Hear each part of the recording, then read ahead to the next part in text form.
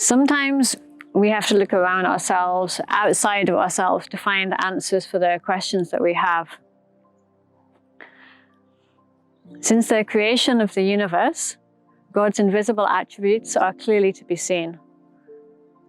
Many of us have gone through a bit of suffering and hard times over the last few months. And so one of the things that helps is to look for answers to that. It's very normal when you're going through a difficult time to try to figure out, is there any point to all of this? I found it very useful to get away from my work environment and the busy city life to come here, which is just a short bike ride from my house, and to find that everywhere I look, there's a lot of beauty. Sometimes if you're in a situation where you're seeing suffering, people being mean, maybe you're trying to help people and other people are not really appreciating that and letting you do your job, then you can look at something positive instead. We all find ourselves somewhere in the universe. And as the Bible says, the heavens declare the glory of God. So if you have some idea of God, or if you have no idea of God, you can still look outside yourself and think, is there any evidence? Is there anything that shows us that there's some higher power? Is there any evidence that there's a lot of good in the world? So here in Jack's Lake in Hadley Common, in the far north of Greater London, we can see there's a lot of good. There's a lot of beautiful wildlife.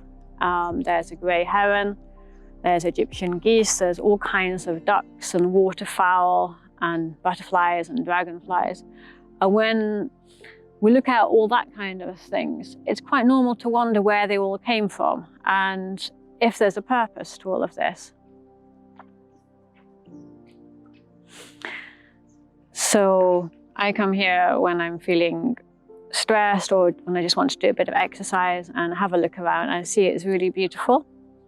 There are beautiful humans that come here as well. You can say hello or good morning on the way past. And during the virus outbreak we've had, many governments closed their churches, so we weren't able to pray in church as usual. And a lot of people who are very spiritual can pray very easily at home. As for me, I get distracted. So I used to come here to pray. And it's really beautiful, as you can see. And sometimes when you want to find answers to your questions, you come to a beautiful place, ask all the questions you have in your head, and you probably don't get answers straight away, but after you've got all that off your chest, then just look around and see, are there any answers to your questions right in front of you, right here and now? Maybe God's trying to talk to you in whatever situation you're in. Maybe there's some goodness going on that you haven't noticed because you've been distracted by the negativity that we see around us. And certainly there is evil in the world as well as good. And people wonder, how could there be evil? Did God create evil? Well, if you think about it, evil doesn't really need to be created. Evil is the result of somebody refusing to choose whatever is good. So if I see someone in need, and I'm able to help, and I have time to help, and I don't help, that person experiences suffering as a result of my free will. And so if he were to look only at the negative influence that I've put in his life, then he wouldn't necessarily remember that there's good in the world as well as evil. So evil isn't created. Evil we all create when we fail to do what's good.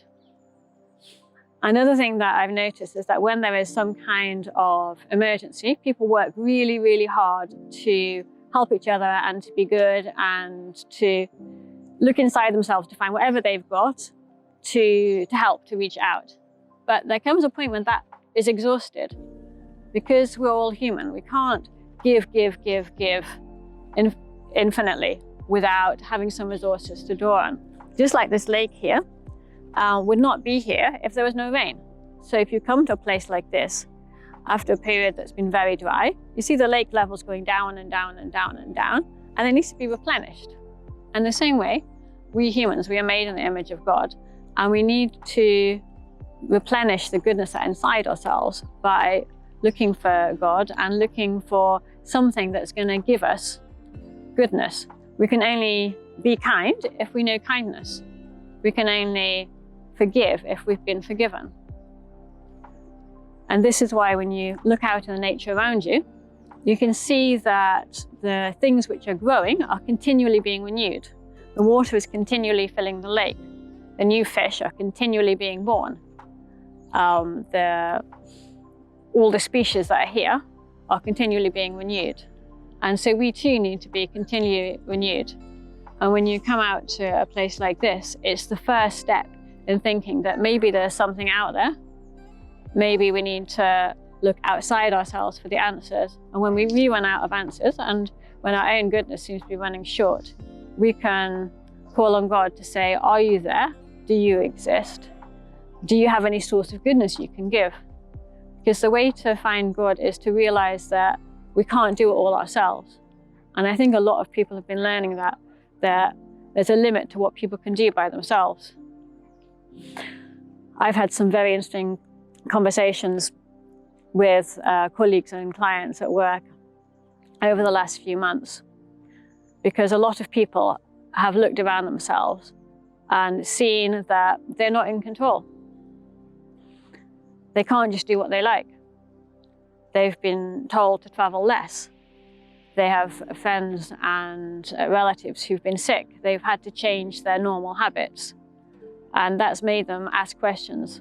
What are we all here for? Maybe they thought we're all here just to eat, drink, and be merry. And of course, there's nothing wrong with enjoying life. But if you think about things a little bit more deeply, you realize that we are not only body, we contain spirit as well. We can sense when things are going wrong. We are pleased when things are going well. We respond to beauty. The beauty of God that's inside us is lifted up when we see the beauty around us. So I would like to encourage everyone to have a look around you. Think about whether or not there may be some answers to the questions that have been bugging you. Don't try to blot out all your questions just with lots of noise from music and entertainment, because that only gives a very faint covering over the discomfort that you're feeling inside. Instead, get out into nature, or now the churches are open, you can go to a church.